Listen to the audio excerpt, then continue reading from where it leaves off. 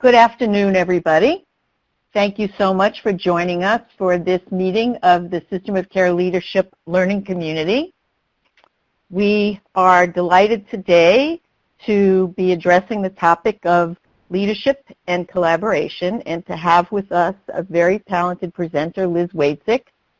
Liz is a partner in Change Matrix. She has extensive experience working with systems of care at the community, state, and federal levels, and she has many areas of expertise, including strategic planning and collaboration, leadership, and coaching.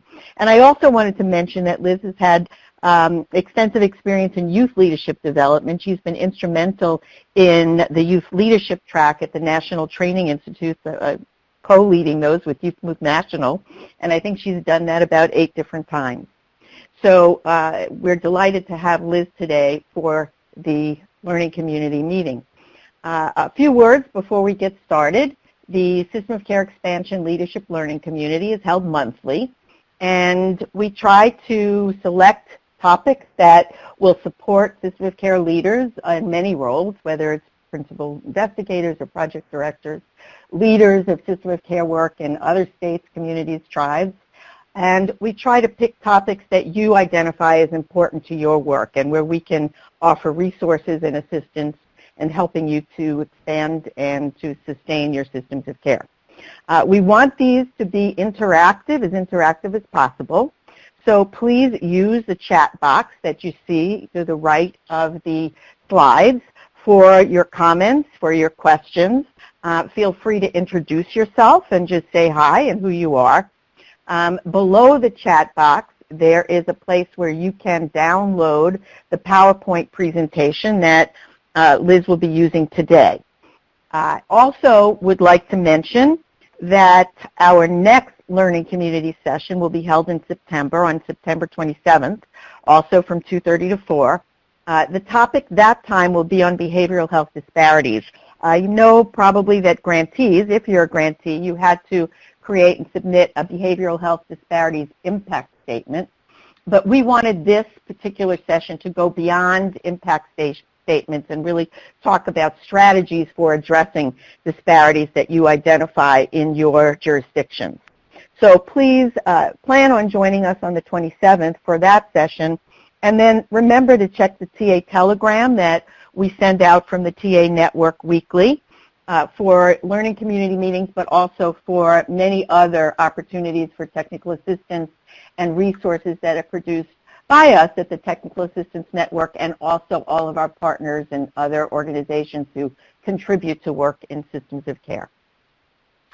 So with that, I would like to turn this over to Liz and take it away. Excellent. Beth, thank you so much. And let me first just say that it is always such a privilege to work with all of the talented folks at the TA Network. They do such great work on behalf of systems of care and all over the country, and they do it in a way that is collaborative and fun, and I love working with them. So thank you for asking me to do this today. It is a real pleasure to be here. Just a few things about our objectives for today.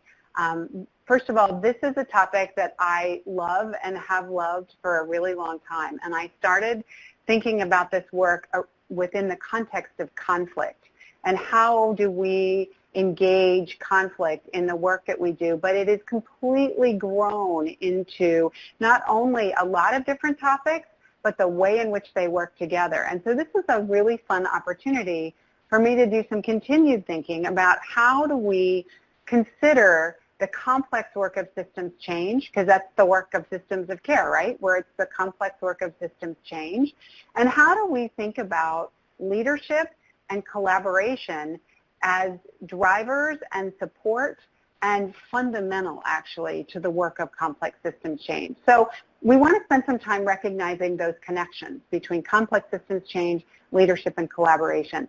And I want to offer in this session a couple of concrete things to think about. So there will be some opportunities for you to think about how you actually apply the concepts of leadership and collaboration in systems change.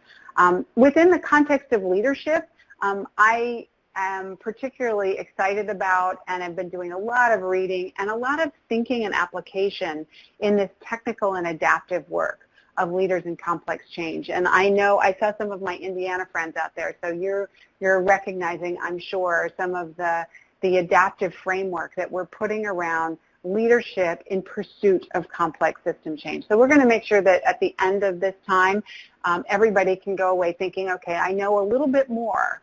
No matter where I started, I know a little bit more about how to distinguish between technical work, adaptive work, and how leaders operate within the two of those in the face of change. And then how do you use effective collaboration in order to get there? And collaboration is one of those things, those terms that we throw around a lot in system of care. We hear about it, we talk about it, and yet I have found and continue to find that it is something that we need to spend some time being very intentional about and thinking about, and there is a structure to put in place. So we're going to unpack that and think about how we can increase our understanding of effective collaboration. So let's first start with the connections there. So when we think about the work of transformative systems change, it requires adaptive leaders who engage effective collaboration. So this was just another opportunity for me to take those three objectives and put them together in a way that made some logical sense. Transformative systems change requires leaders that can adapt, that understand the conditions around them, that understand the flow of change, can adapt to that change, and provide opportunities for others to engage in adaptation. And it requires effective collaboration to get that. So we need to engage the structure, the elements of effective collaboration as leaders. And by the way, that means that we can't do it by ourselves. We need to engage others in that process. So we are going to start considering the context within which we lead, that word change. And we're going to come up with our first polling questions. There are two of them, and I want you to distinguish. There's a couple of different words. They look very similar, but the first one is, are you satisfied with the status quo in the field? Is it working? I'll give you a minute to respond to that.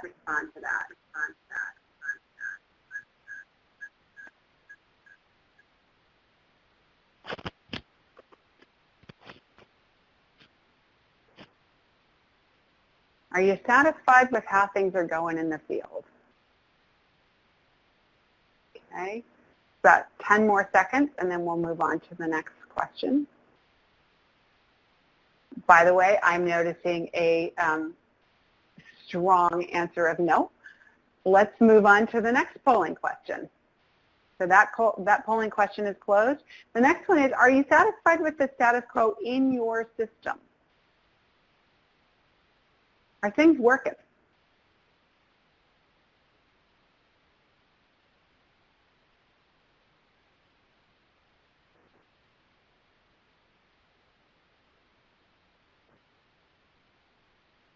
All right. So some people have the magic touch and it's working very well, and other people are saying, you know what, I'm not wholly satisfied with the way things are working in our system, and we're not really satisfied with things that are as they're working in the field with that status quo. So there's work to do, right? There's work to do in the way that we move to change our systems. So let's think about what this change looks like. And I can see that we're going back to the slides, and here's the next one. So we want to distinguish between the kinds of work that we do. And so we want to talk about simple, complicated, and complex for a moment. So work in systems that is simple. So I would imagine that most people out there have followed a recipe before. You maybe found it, you were given a recipe, you found it online, you found it in a book, and you were able to even make something kind of intricate because you followed steps. It told you exactly what to do. It told you to preheat your oven to a certain temperature. It told you to what ingredients you needed, a step-by-step process of how to put those ingredients together. So it may not feel so simple to some of us, but for many of us, a step-by-step process that's followed should predictably lead to the same outcome every time. And that's a simple task. Those are the things that we do that are considered to be simple. Work that is complicated. So building, the picture that's up there is a rocket ship, and I'm guessing that most of you think that building a rocket ship is impossible. Some of us might think about it as complicated because people have been doing this for a while. And if you follow the same steps in the right process with the right materials, you are likely to come out with the same result. So simple and complicated are a matter of degree, sort of the same, but a matter of degree. Let's contrast that with complex. So work that's complex involves lots of interrelated parts, and those parts move and they change. And they change based on the way that they interrelate with each other. They change based on the way that they relate to their environment. And the outcome is not as predictable. So I think about this a little bit. I have 3 kids, 3 daughters. And it would be really so much easier in my life if I could look at the 21-year-old and say, if I do the same things, because she's doing okay. She'll say she's homeless and unemployed and living in D.C., but that's okay. She's a good person and she's going to be fine and she's doing well. And it would be really easy for me to be able to say, you know what, these are the things that I did with her, and I'm just going to do them with the youngest who's going into 7th grade, because I think if I do the same, if I parent in the same way with the youngest that I did with the oldest, I'll get the same results. I'm pretty sure that most of you think that that's ridiculous.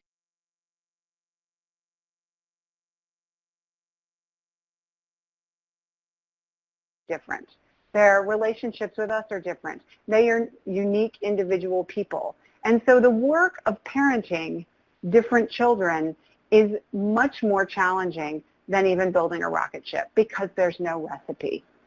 The steps, the process, the timing, the degree is unpredictable. It's not knowable necessarily. You have to watch and wait and think and anticipate and be willing to be wrong. And the outcome is still unpredictable. So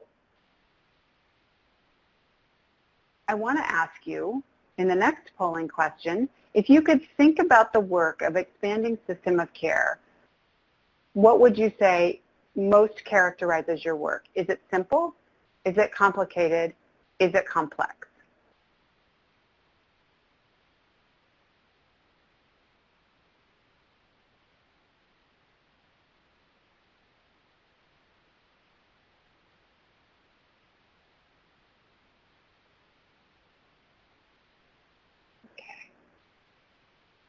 So almost all of you all thought that this work is complex, which actually makes me happy, because I do, with all of the interrelated moving parts that are surrounded by local conditions that are unique populations, unique providers, unique governments and infrastructures, there's no one recipe for expanding system of care. There's no one way to think about how to transform our systems so that children and families and young adults and providers and community members can achieve wellness. There's no one way to do that. And if there was, I'm pretty sure we would have been doing this for a while. So let's talk about how do we lead in the environment of complex change. How do we take on leadership? How do we provide leadership to support the level of change in complex systems that we think is important? So here's a question that I want to ask you, and I really want to invite you to participate in the chat box on this one, because this feels like an important opportunity to reflect on your own experience in a way that helps us think about adaptive and technical leadership. Think about your road in your journey in system of care. Think about when you started it, when you first became aware of what system of care is. What's one way that your values, beliefs, or attitudes have shifted because of your experience with system of care or experience with system changes? Did you come in with an idea or a thought or a belief about children, about mental health, about systems, about another system, about juvenile justice or child welfare that had to shift because of your work in system of care? Did becoming trauma-informed lead you to changing or shifting a value or a belief? I can see that lots of you are typing, so I want to give some space for that. I love, Richard, that you talked about the power of youth voice or the power of the caregiver voice. And that is it is a radical adaptation for many of us. So a couple people said the same thing, that youth engagement, family engagement, that's been an adaptive shift for you. And I'm really asking about you, your beliefs and attitudes that have shifted based on your work.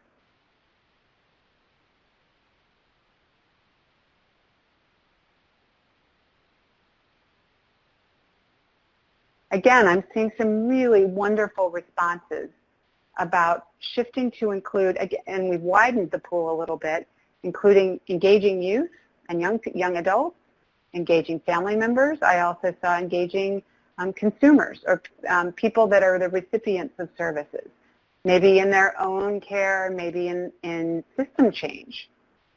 It looks like people are talking about the importance of informal and natural support, like the faith-based groups.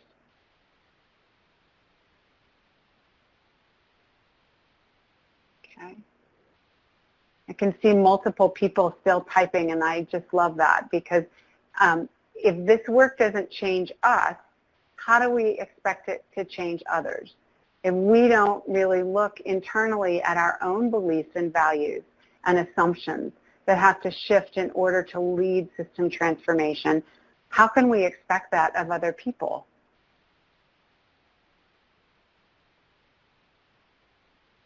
Oh, thanks, Bonnie. That collaboration is really much harder than we assume it should be when we get into this work, and that there is a continuum of involvement that could be inclusive and participatory, and we can make intentional choices about that. That's changed.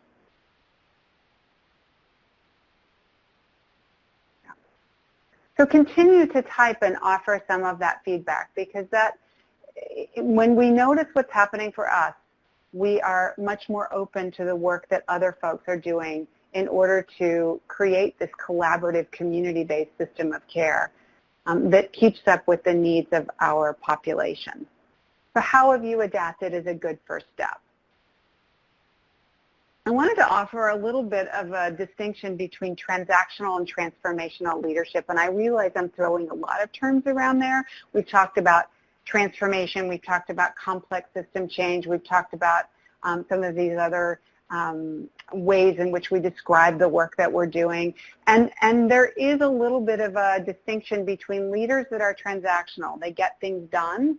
They work in the day-to-day transactional arena of moving things forward, of implementation, of budgets, of some of the more technical work, and that transformational space where we really want to see things change, and we recognize that we have to be aware of the pace of change, the different components of change.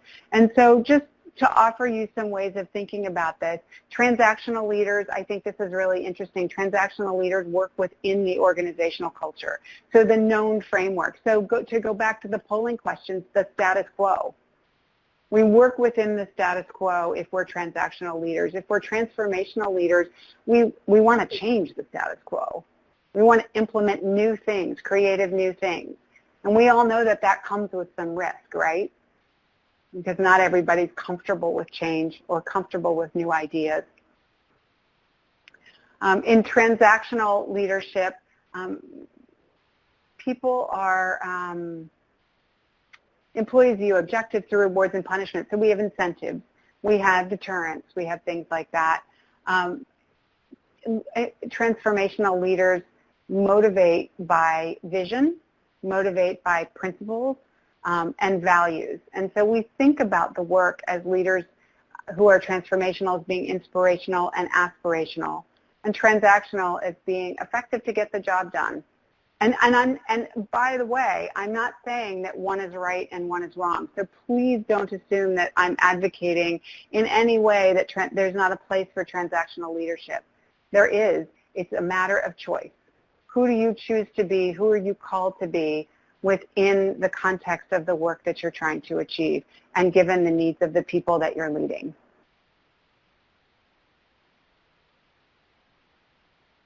Okay, so let's really focus in on what it means to be an adaptive leadership. Complex and transformative change requires adaptive leadership. So just think about that word adaptive for a moment. When we adapt to something, it means the conditions around us are changing. So we have to keep up with them and we have to respond to them. And in fact, sometimes we have to get out in front of them. So if we're looking for change, status quo transactional leadership isn't going to work for us in that moment. This second bullet is where that collaboration piece really becomes important.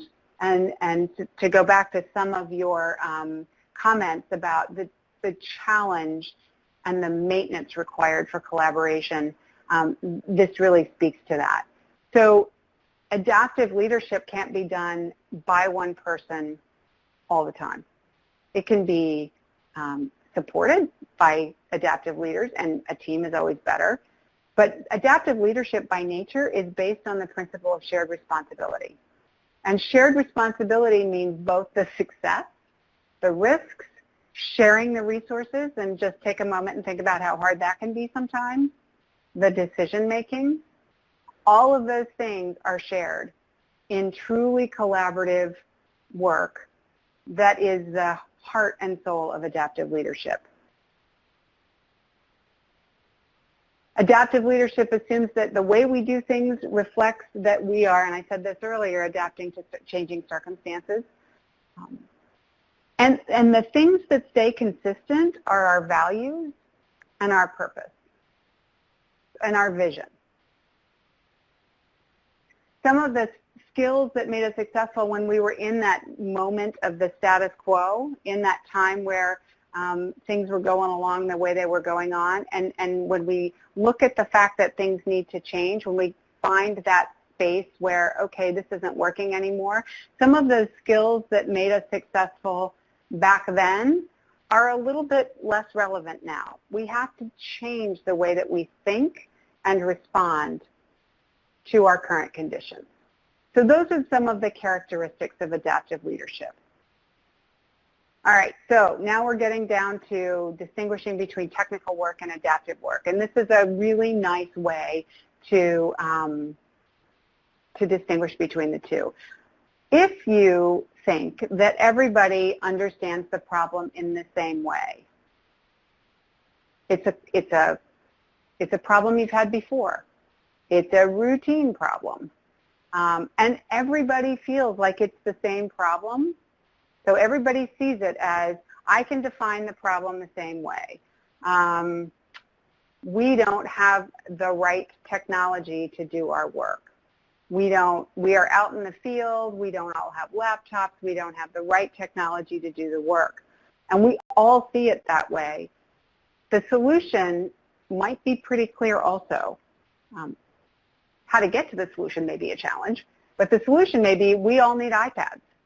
And the implementation of that problem is pretty clear. We need to find the funding, we need to secure the technology, we need to sign it out to people, and that's going to solve the problem as we have collectively defined it. That's technical work. And the responsibility, the locus of responsibility for that is on the leader. The leader can say, I see a problem, I can see that there's consensus around the problem, I know how to fix it, and in fact, I'm going to do so. Works pretty well. Those are, by the way, the simple and sometimes complicated problems that we depend on our leaders to just solve. So adaptive work is a little bit different. The problem or the cause of what we're facing is unclear. So let's just think about youth engagement for a moment as an adaptive challenge. from a youth perspective, the problem might be adults don't listen to us. They are paternalistic and they don't care what we think.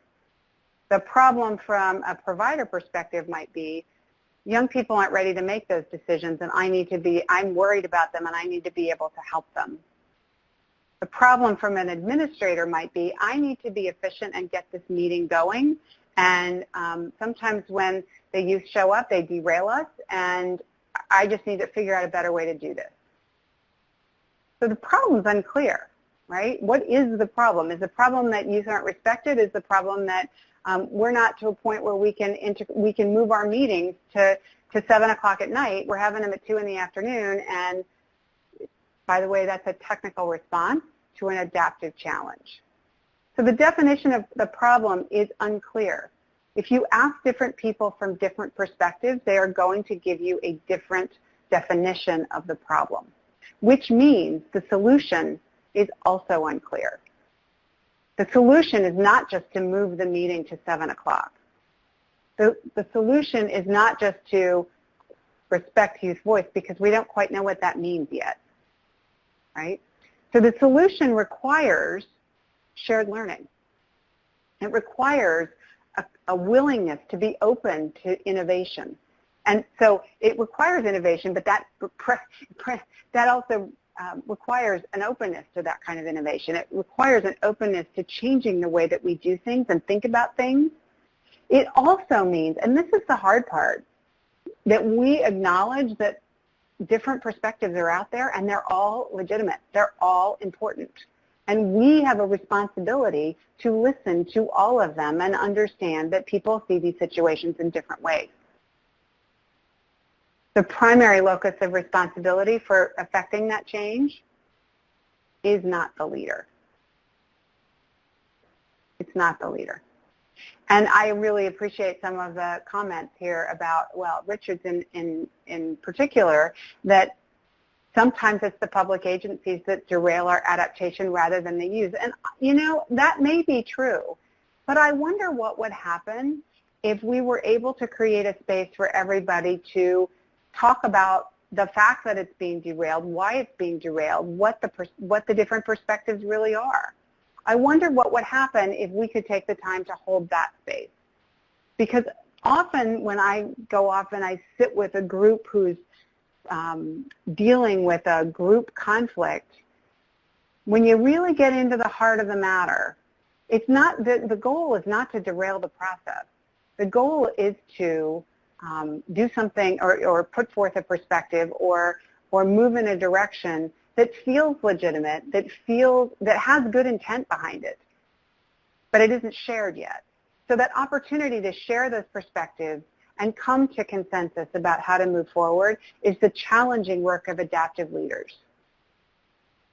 Remember, okay, so I'm going to give you another example. We have a Project Aware site where we're really working hard to integrate mental health into schools. It's a really noble idea. And I would say that everybody that is part of these sites really, really cares about these kids. And there is a group of nurses within some of the schools that because of their own personal convictions feel awkward and ill at ease in serving the LGBT population.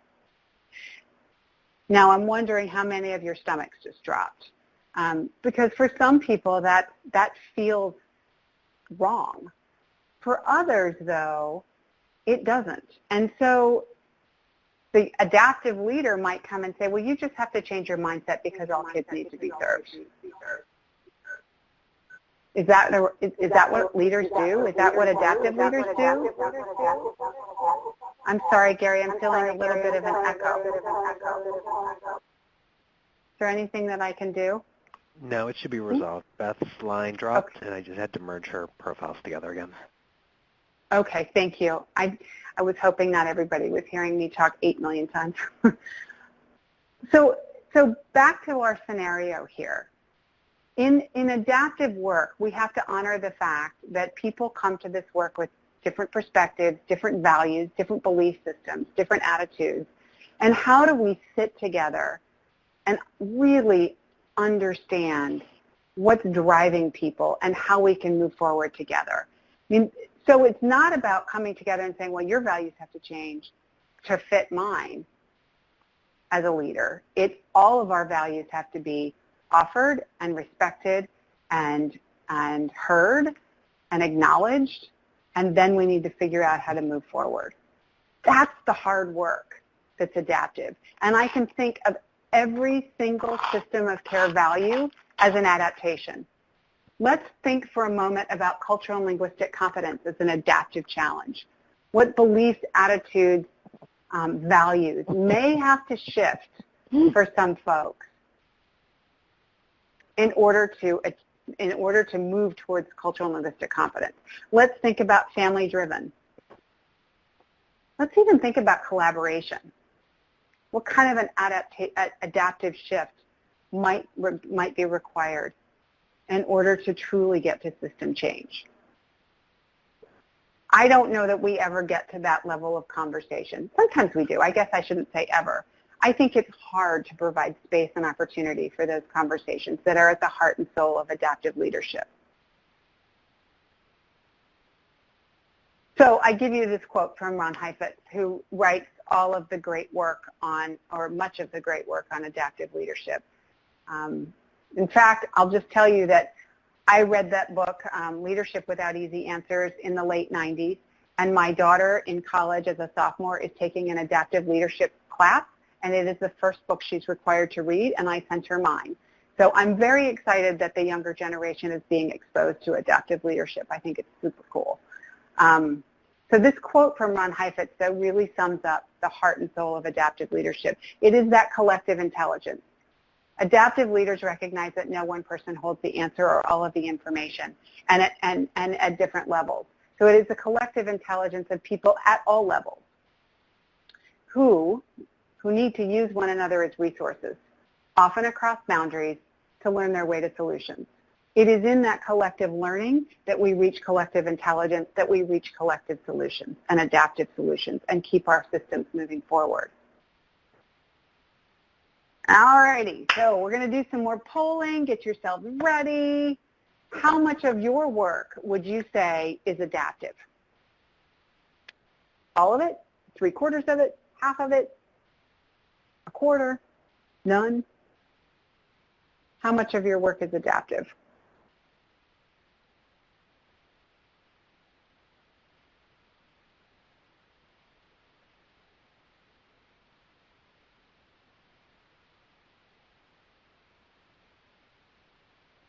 Okay.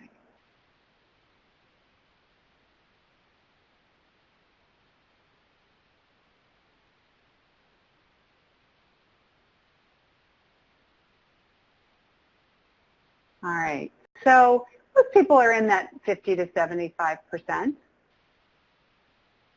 What is the likelihood that leaders in your community recognize adaptive challenges as they emerge? Are they very likely, somewhat likely, not at all likely?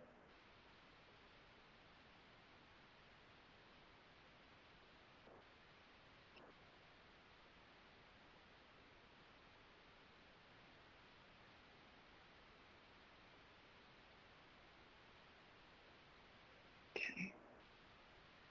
Looks like there's a somewhat, which is encouraging, honestly. It means that thinking about values and beliefs and attitudes in the way that we support our systems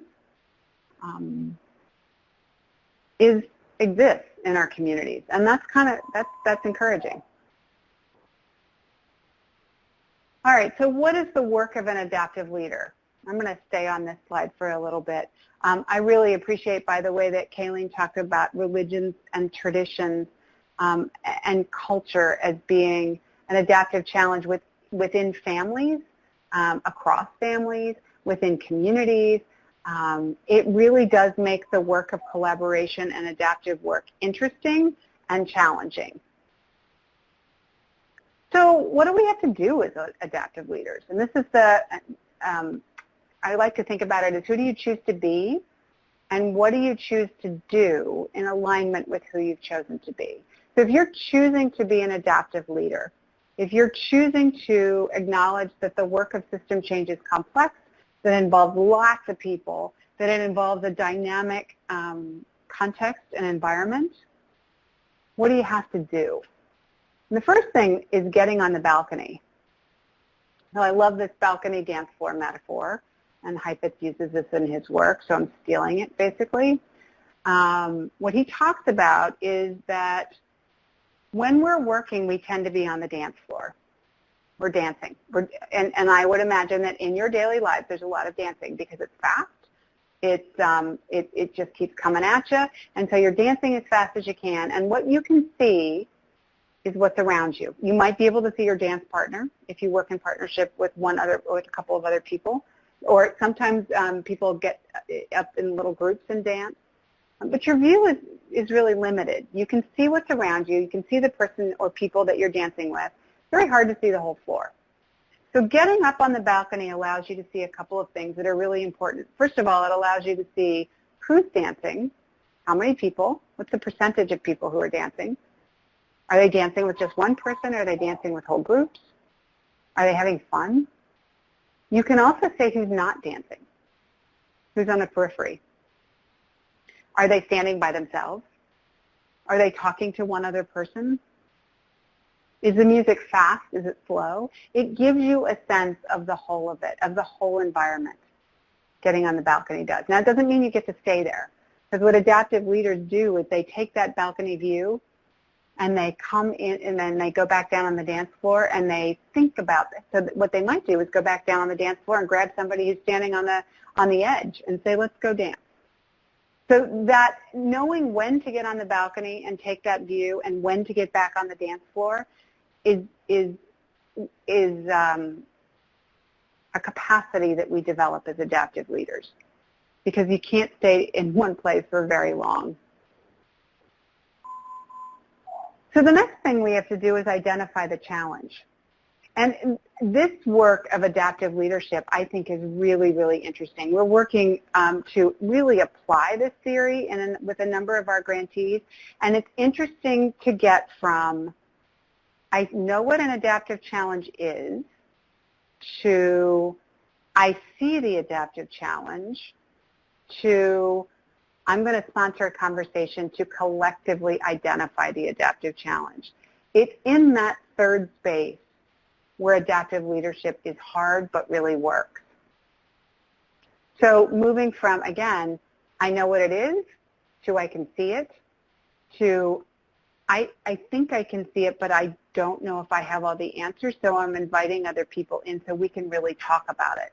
I don't own it as the leader. I don't own the definition of the adaptive work, nor do I own a complete sense of what the environment really is. I have a piece of it, and I'm pulling people together so that I can really think about that collectively. I'm just looking at a question on the chat box, so you'll forgive me for a moment as I pause. And think about that idea of a holding environment. Supporting, and this is actually a nice place actually to address this question about the ability of family, youth, and consumers to engage in adaptive leadership and shared decision making. The holding environment is a place where people come in the place where they are.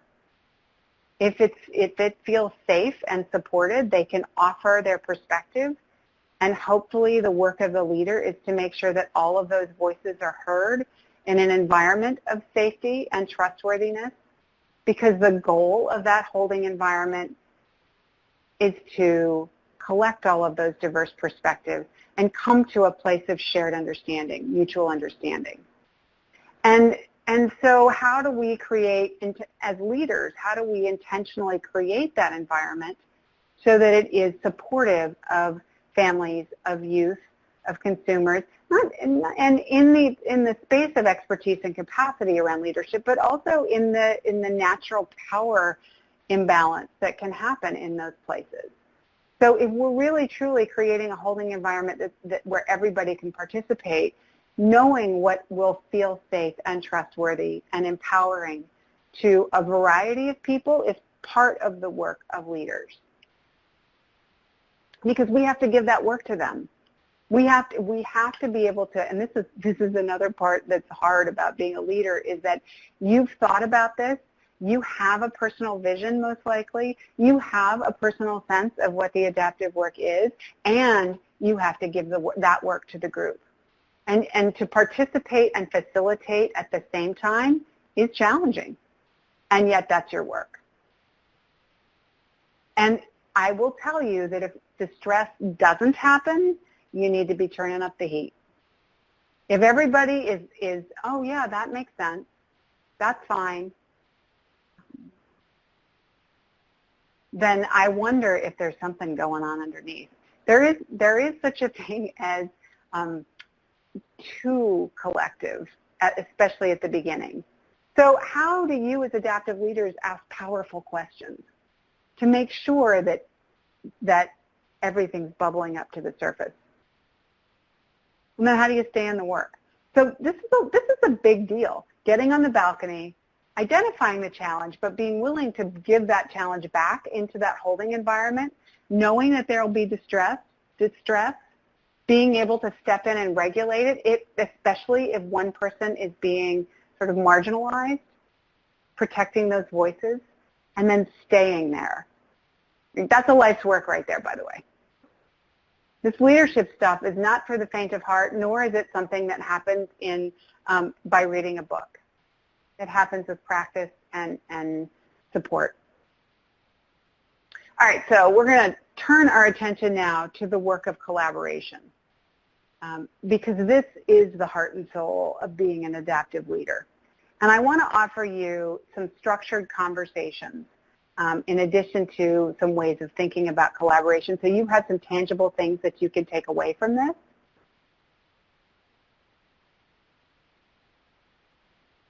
So I'm going to let you read this and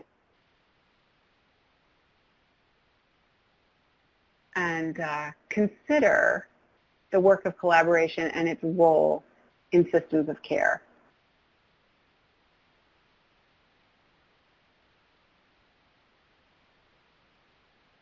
Collaboration is at the very heart of this, and it takes time. It takes energy, emotional energy as well as physical energy. It takes intentionality. Intentionality and attention. We really have to think about our relationships. Sheila did such a nice job of putting all of these things together. Trust is at the heart of these relationships that allow for collaboration. We can't assume that we're born into this world knowing all this stuff, so building capacity to lead, to collaborate, to build and maintain collaborative relationships, to engage conflict meaningfully. And I say engage conflict intentionally. We've talked about conflict resolution, and I don't believe that all conflict can be solved, nor should that always be our goal. It may be nice, but sometimes we have to stay with it. Sometimes we have to sit with it. Managing it may not be enough.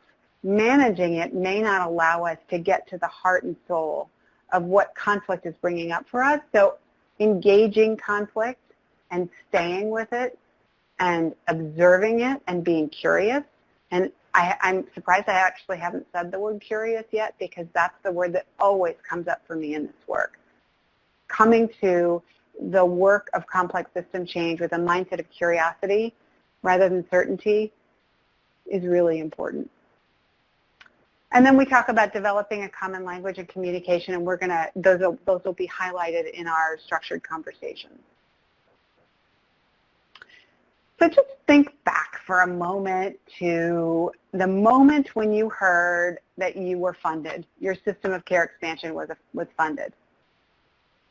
What were the different, these represent for me some of the different reactions I've heard, both in the moment and retrospectively.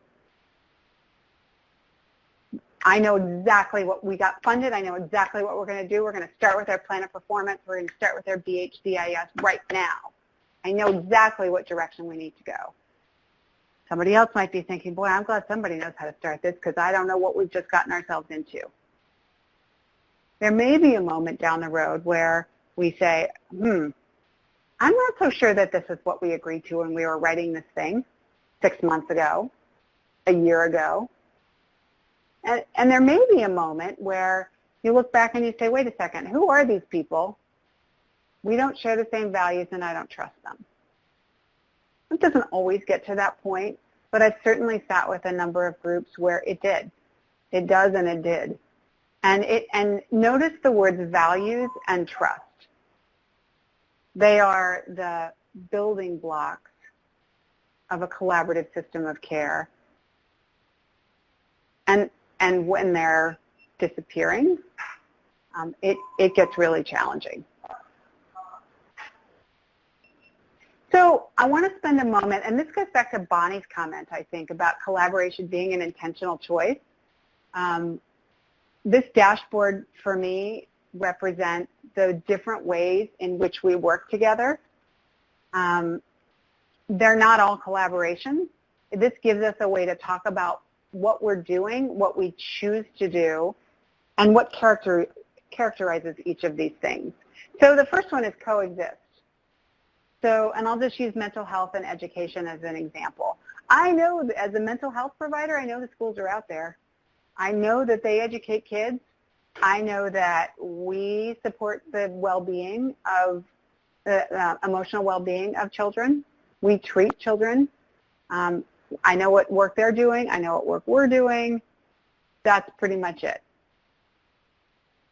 Okay? So that's how we coexist. We are in the same community. We're aware of each other. We're aware of the work that we're doing. And then there comes a moment where we might be communicating with one another. All right, so education, I know you're out there.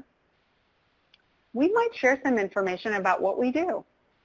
I might be able to tell you about some of the services we offer, the way we think about the population that we serve, maybe even some of the funding sources that we have that could support some of your students. Oftentimes I find systems of care groups will get together, they'll share information, they'll update each other on each other's programs, and for them that's collaboration. Really you're in a space where you're communicating, and that might be okay, that might be enough right now. Communicating might be where you are and what you can do, and that's fine. Hopefully, though, as a system of care, you might actually move into coordinating. Coordinating is where entities are aware, they share information, and they participate in joint processes. So in our mental health education example, Community Mental Health Center, I am aware that the schools are out there. I've shared information about eligibility, about services. We might actually participate in a joint process whereby young people can be referred, students can be referred from the school to our CMHC because we understand a little bit more about each other now. So we might participate in creating a referral pathway process, which is awesome. So we know how students can get from one place to another. Then there's collaboration. Entities are aware, they share information, they participate in joint processes, and now they're co-creating policies and procedures and sharing resources and ownership. And so, and I stole this from Project Aware.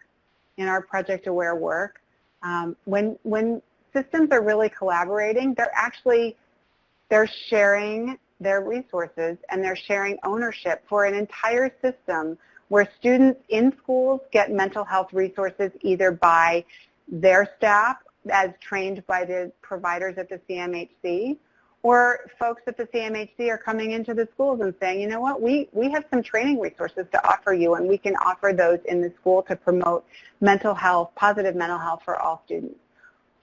We can help your guidance counselors do some preventative work for those Tier 2 students. And we can be an available partnering resource. We can meet together with families when there's a mental health concern that requires more intervention than is available in the schools. So we can co-create some policies around eligibility and funding and procedures for sharing our resources and sharing our ownership. We are truly collaborating. And so this is all very interesting, but there is something that is fundamental to all of these, and that's trust.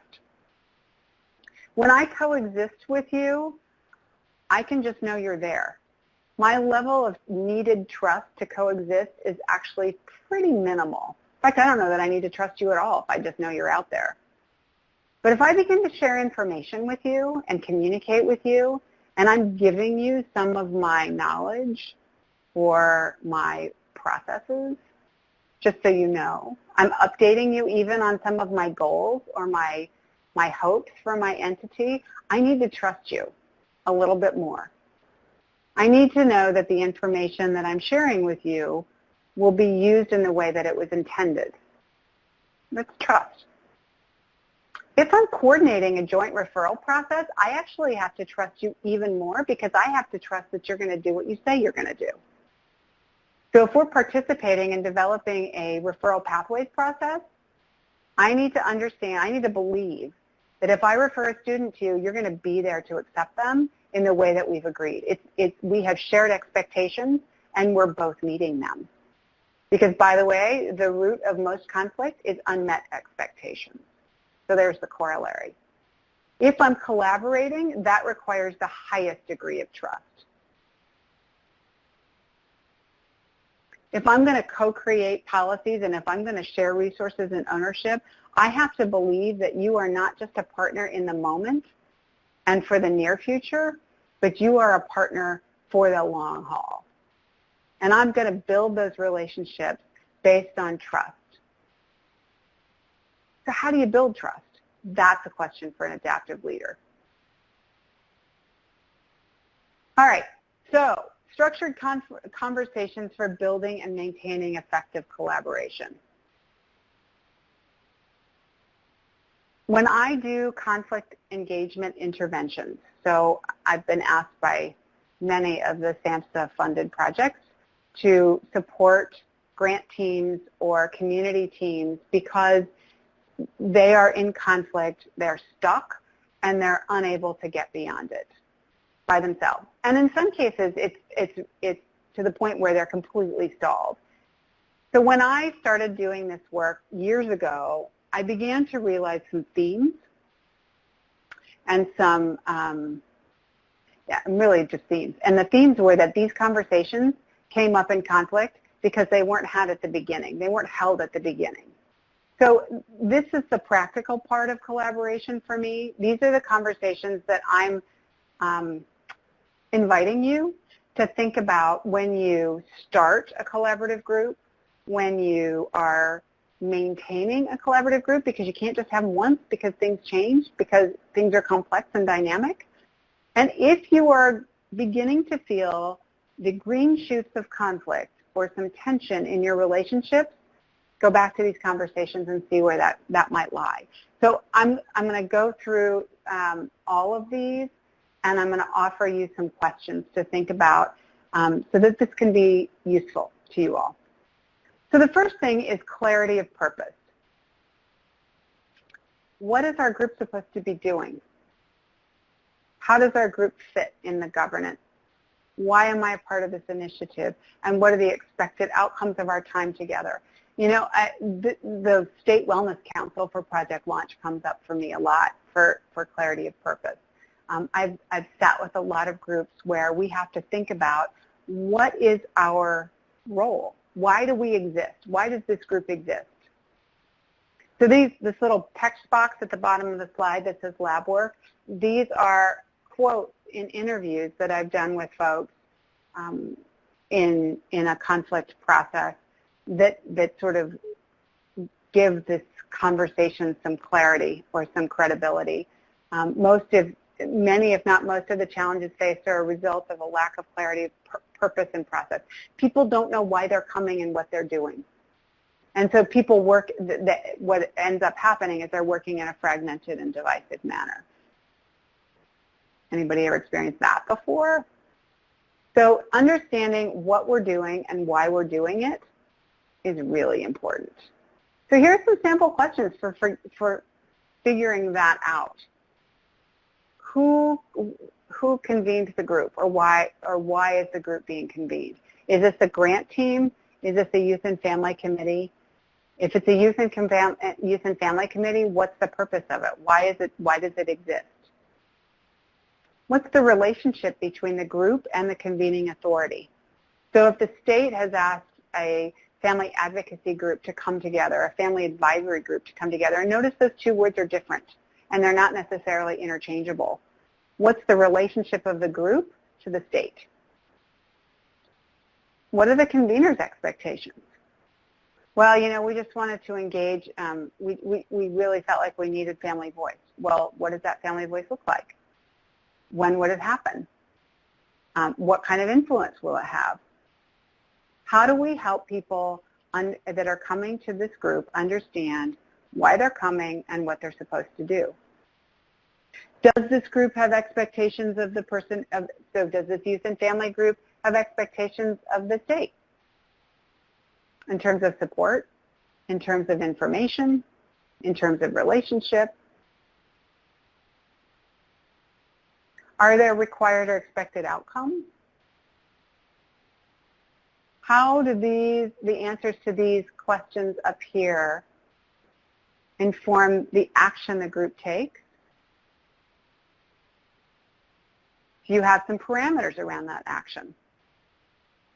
So these are questions you can take into the beginning of the group and actually one by one go through them and say, why do we exist? What's the purpose for our collaborative effort? At a system of care community level, who convened it? What's your relationship with them? What are the expectations for the team? Let's talk about roles and responsibilities. So I sometimes find that we talk, in some of our system of care groups, we have had people define their role and responsibility based on the value that they represent. So the role and responsibility of the family engagement specialist is to engage the families. The role of the CLC coordinator is to do cultural and linguistic competence. And we're going to talk about this a little bit later, but I wonder if that makes the most sense. Is it to oversee cultural and linguistic competence, or is it to make sure that it is infused throughout everything that we do? And what does that mean? Prior to getting to that, though, how much do we really know about each other? I might not know that the person that has been hired as an evaluator is also a basketball coach for a youth league in our community and has a heart for the young people of our community. So that person that's doing evaluation might have strengths that we don't know about. So how many of us take the time when we're forming a collaborative group to really know about your likes, your experiences, your strengths? So again, there's some lab work down there, the collaboration lab. Roles require definition and clarity to increase mutual understanding of role and function. And have you ever heard the phrase, stay in your lane? That's why I put that picture up there. Sometimes we stay in our lane at the expense of collaboration. Sometimes we get out of our lane at the expense of collaboration. It is important to know the strengths and the challenges of every team member. So for instance, I did StrengthsFinder recently with my team, and I can tell you that there are certain things that I really love and really enjoy doing because I'm good at doing them. There are other things that not so much. I don't like doing them. I'm not very good at it, and instead of spending time getting good at it, I'd rather spend my time doing the things I'm already good at and like. So true collaboration happens when every functional role can contribute their expertise, but also value that of others. You know, I think one of the hard things about roles and responsibilities is that we tend to value the things that we're good at, and it's really hard sometimes to value the things that other people are good at that we don't necessarily have.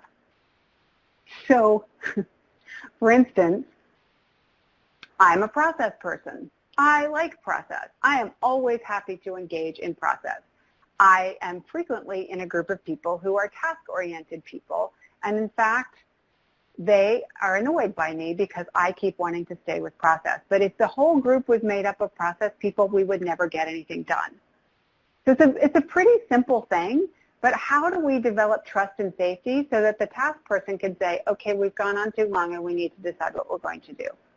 How do we develop trust and safety so I can say, you're getting to the solution too quickly and we're not ready yet and we need to stay with the process in order to get to a solution that makes sense for everybody? How do we develop the relationship so that we can challenge each other and continue to pool our diverse strengths, our diverse perspectives and ideas? And it doesn't hurt to actually start with, what are the roles and responsibilities that this purpose needs? That this particular project or initiative, or if we're going to fulfill our purpose, what are the roles and responsibilities that are really important? And fill them that way, as opposed to, I've come in as the evaluator and I will do all things evaluation. It's a shift. It's allowing the work to drive the roles as opposed to the roles driving the work. Is it worth flipping that? So here are some sample questions that you can offer. Why are you a member of this group? I'm a member of, what is your area of expertise? And area of expertise, but also areas of strength. So I might be good at process. I also like to check in with people. So one of my areas of expertise, quote unquote, or strengths that I bring to the group may be that I'm willing to slow us down to make sure that we can be human with each other.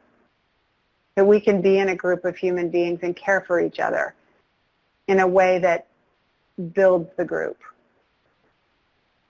I skipped that third one for a reason, because I think this shows up a lot in these collaborative groups where people are invited because of who they represent, the organization they represent, the constituency they represent, the agency that they represent. So asking the question about who do you represent, how do you represent them, is really important. And it's really important because I've seen enough people come to a group and get stuck in a tension between what their agency's goals are or their organization's goals are and what their collaborative group, the direction their collaborative group is going. And when that tension happens, what's expected of me as a member of the group and an employee of this organization? So what is being asked of me when I represent? That's a role and responsibility question, because not only am I bringing my organization into the group, I'm bringing the work of the group back into my organization. So what strengths do I have that I bring to the group? And what's really going to allow me to fully participate as a group member?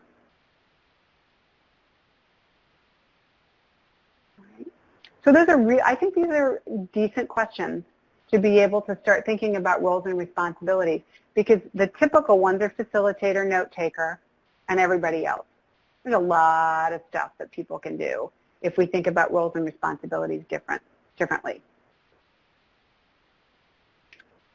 And Nicole, you are active on the chat feature, so this is so great. I hope everybody's watching Nicole's chats, because she's really offering a lot of depth and additional thoughts to this.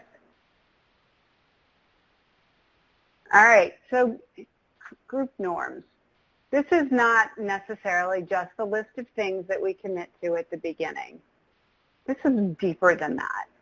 And when I go into a high-functioning collaborative group, I'm committing myself to a set of values, to a set of expectations, to a set of norms in service of our collaboration and in service of the larger work that we're doing. So how do we hold ourselves to those expectations? How do we hold ourselves accountable, not just individually, but as a group? Do we have the trust and safety when addressing adaptive challenges to hold ourselves accountable, to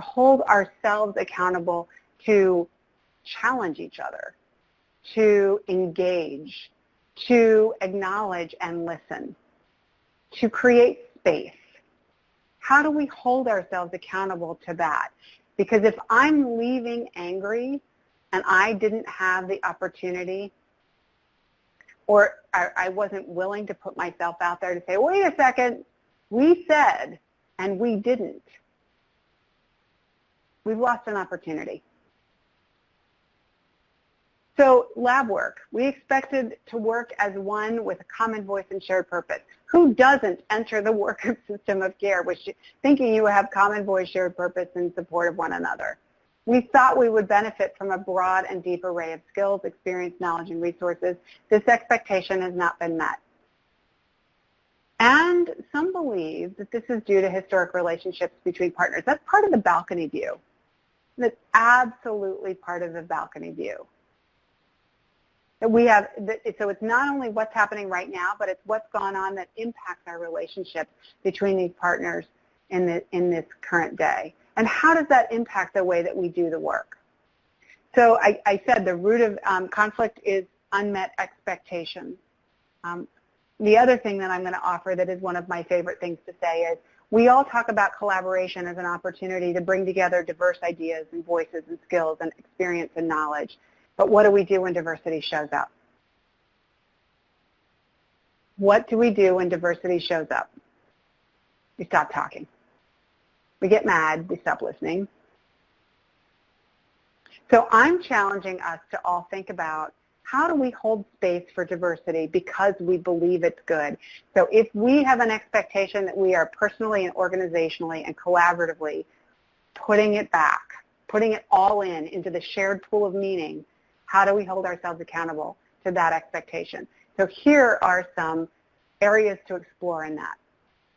How will you stay present, and what does it look like and feel like to be present in collaboration, in diversity? How do we stay present when diversity shows up? How will we stay curious when things are not going in a way that we had hoped they would go or expected them to go? When things are going in a way that we're not quite sure we agree with? How do we stay curious as opposed to digging in our heels? One of the things that I've been telling my 12-year-old a lot is that certainty is the enemy of curiosity.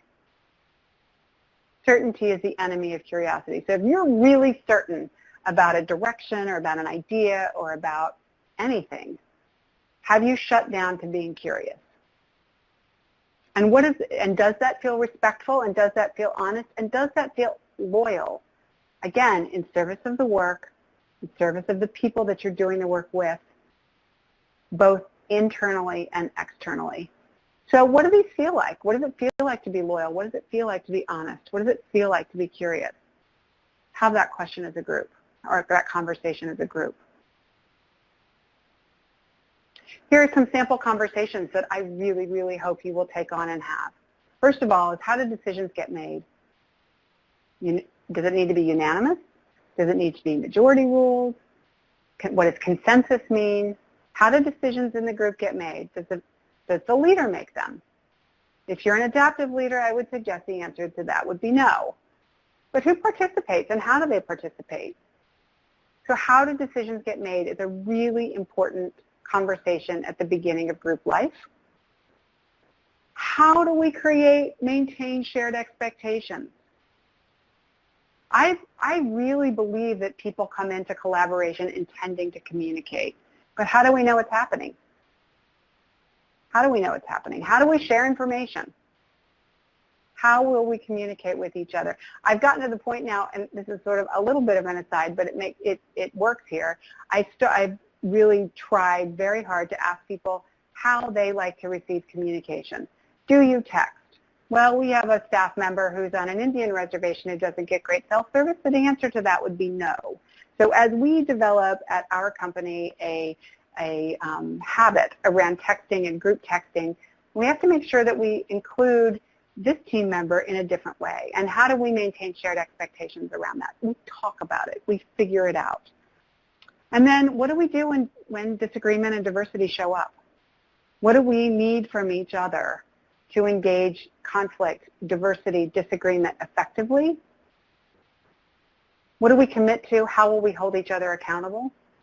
What happens when diversity shows up? If we really believe it's a value, how will we treat it? Have those conversations. All right, let's talk about shared values, because this is particularly important in the system of care. System of care, this philosophy, beautiful philosophy, comes with values that we can all say off the top of our heads. And I believe that we believe them, that we value them, that we believe that they're important. I also believe that we don't always take the time to identify and clarify what they mean in our systems. So if we are, and the cultural and linguistic competence piece is at the epicenter of this right now. Right now, how do we think about disparities? How do we even identify what a disparity is? How do we clarify that value of cultural and linguistic competence? Will we know it when we see it? Chances are we won't know it collectively, so we have to figure out what it looks like. And by the way, your CLC coordinator shouldn't be the only one who holds that value. We should all hold that value. We should all be able to say with one voice, this is what this value means for our system of care. This is what it looks like, and this is how we're working in service of that. Historic and stubborn conflict often comes from different interpretations of these values. I'll give you a little bit of an example here. I heard in a conflict engagement process, we moved from family-guided to family-driven, and y'all didn't move with us. We moved from family-guided to family-driven, and you all didn't move with us. Well, what does that mean? I mean, there are some serious judgments coming out there, and yet there's also some serious hurt coming out there. So in the face of that, who do we choose to be? Will we sit with that and say, all right, let's really talk about what that means. Let's really talk about what it means to be family-driven, what that movement looked like, and what you needed from us in moving from family-guided to family-driven. How did that not happen? And how can we make sure that doesn't happen again? So in some of our lab work, everybody acknowledged that families were important in the work. That value could and should bind us all together, but it became divisive. Why did it become divisive? We didn't have a common definition of what it meant and what it looked like, and we weren't willing to sit with it when we had different perspectives. Collaboration requires that level of attention and maintenance and persistence, and these values are way too important to not stay there. So a couple of things to think about. When we really think about what it means to be youth-guided, what does that value mean to us? How will that guide our decisions and activities? How does youth-guided show up in the way that we make decisions, in the way that we implement our services and supports? And how do we monitor our commitment to those values?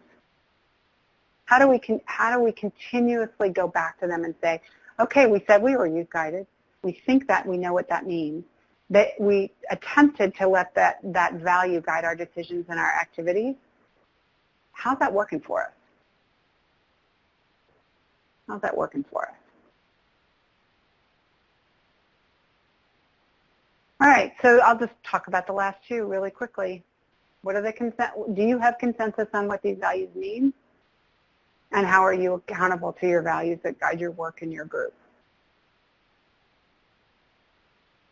All right, shared language. I just had a really great site visit where shared language was the first thing that came up as I wish we would have done. When I asked these folks to reflect on their relationship building, it was between mental health and education. I said, what do you wish you would have done? What are lessons learned for people who are going to be doing this in the future? And what we heard was, we don't look at treatment the same way you do. Treatment means something different to us than it does to you, and crisis means something different to us than it does to you. And the fact that we interpret those, we define those terms differently, has gotten in the way of our working effectively together. So let's go back and look at those terms. Language not only impacts our ability to work together, but it also is an opportunity to talk about how we talk about our different perspectives, talk about what's important to us.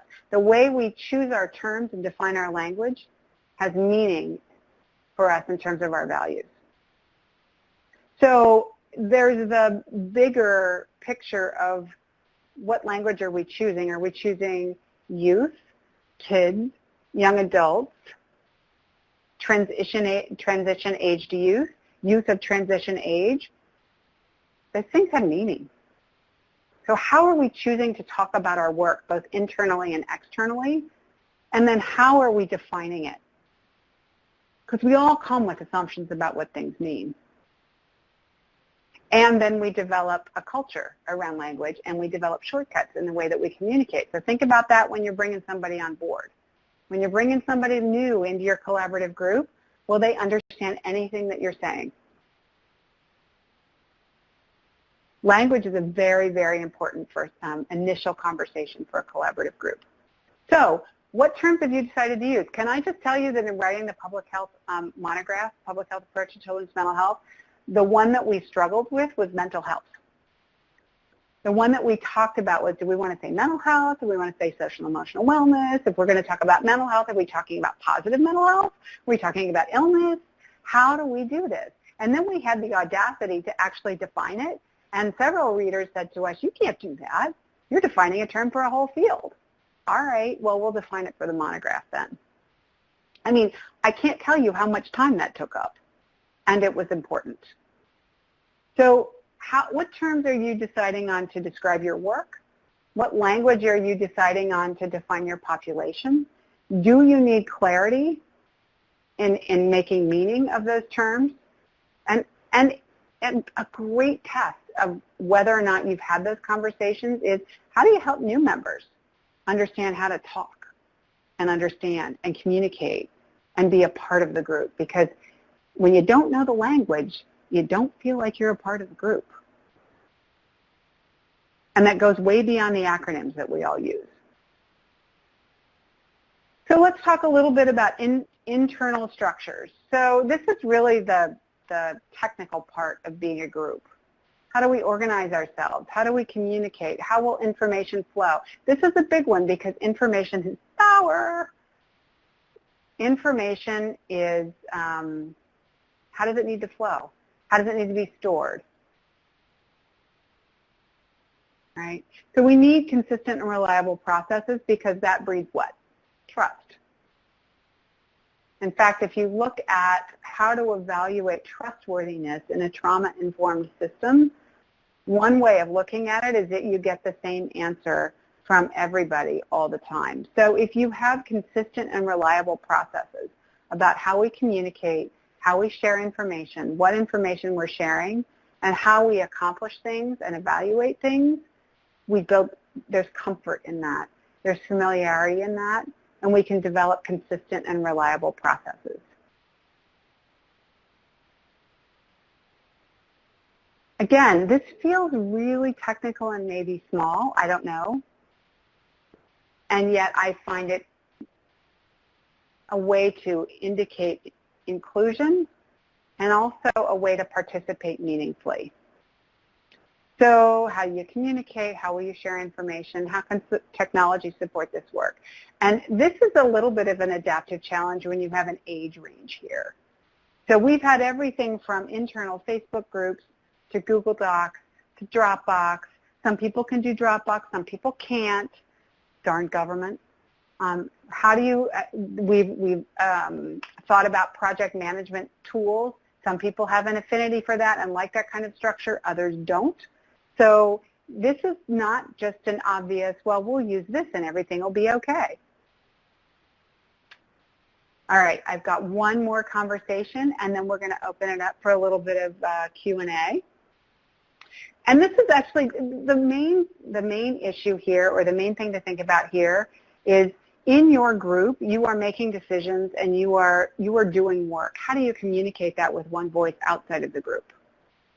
So do you have conversation about how to decide how you're going to talk about your work outside?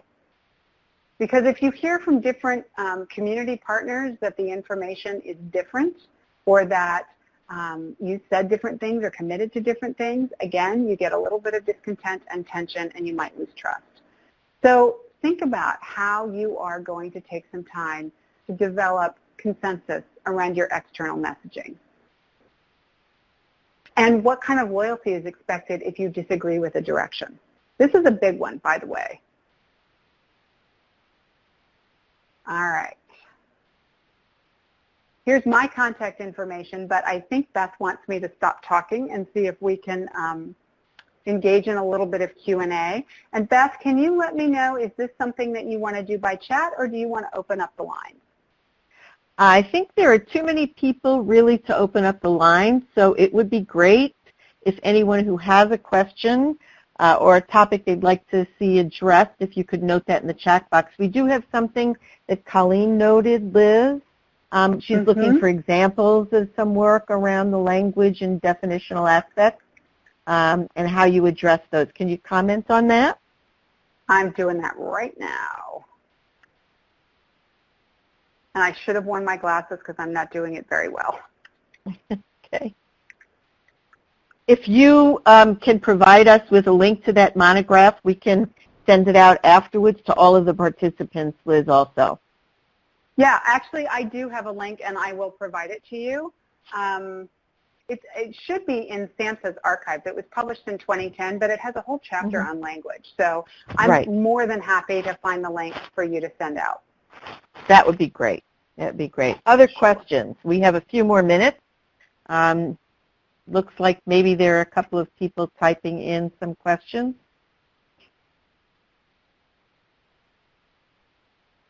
Excellent. Beth, did you have any questions?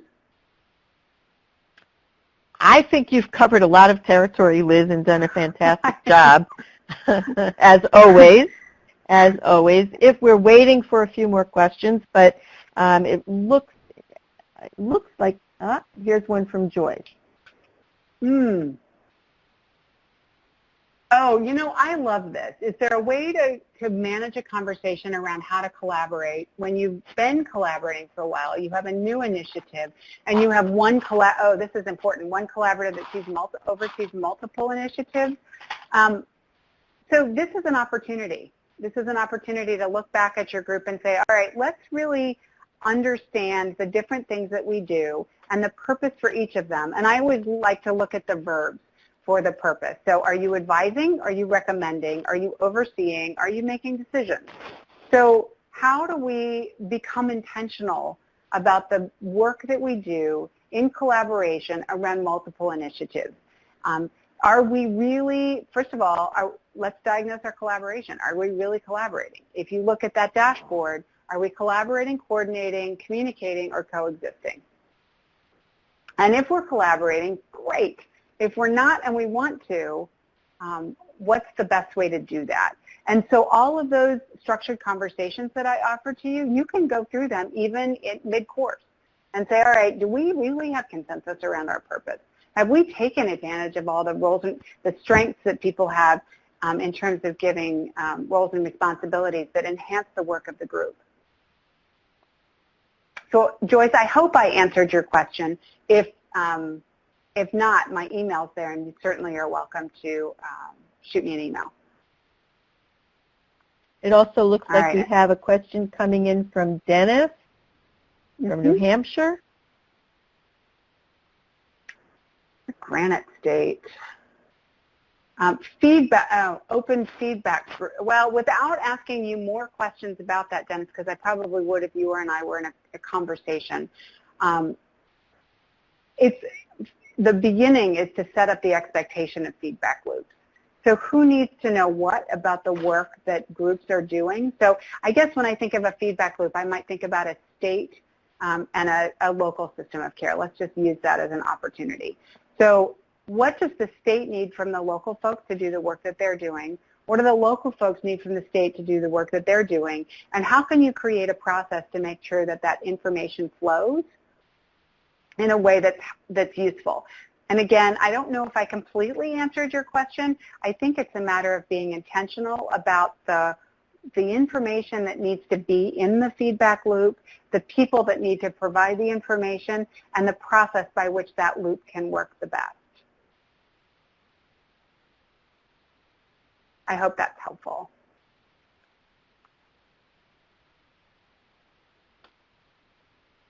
Okay. Dennis says thanks. Any last questions for Liz before we wind up? It looks like maybe everybody has asked what they want to. And so this is Beth again. Denise Solsbeck and I co-lead this learning community, and we'd both like to thank you, Liz, so much for sharing your expertise and your wisdom with us today. Collaboration and leadership are really critical for our system of care work, so I think this is very important, and we're delighted that you could join us today. And thanks to all of you for joining the Learning Community meeting. And once again, our next meeting is September 27th on behavioral health disparities. We look forward to your participation then. And please know this is not just for grantees. This would be relevant to any jurisdiction that's working on addressing disparities in their systems of care. So again, thanks to you all. And we look forward to joining your participation with us in September. Thank you. Thanks, Beth.